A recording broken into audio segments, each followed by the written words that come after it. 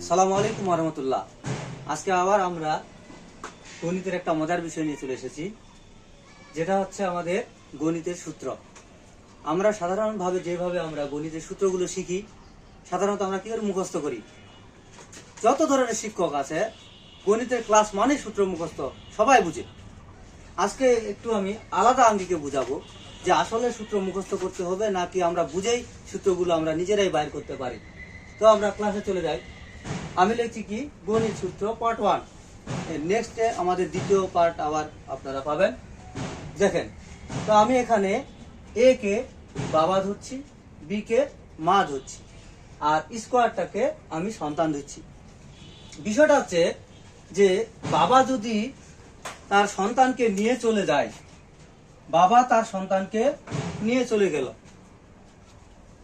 সন্তানটা দুজনের প্লাস হবে।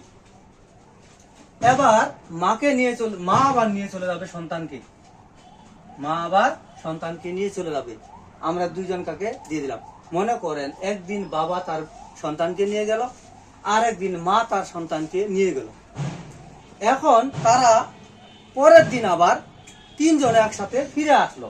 সেক্ষেত্রে আমি যদি এগুলোকে না ধরি, অর্থাৎ তিনজনে যেহেতু চলে আসছে, বাবা মা সন্তান, আমি যদি সামনে টুটাকে নিয়ে আসি তাহলে হয়ে গেল বাবা মা সন্তান, অর্থাৎ 2ab। Thanks for watching. ভিডিওটি ভালো লেগে থাকলে অবশ্যই আপনারা ফলো দিবেন। আসসালামু আলাইকুম ওয়া রাহমাতুল্লাহ।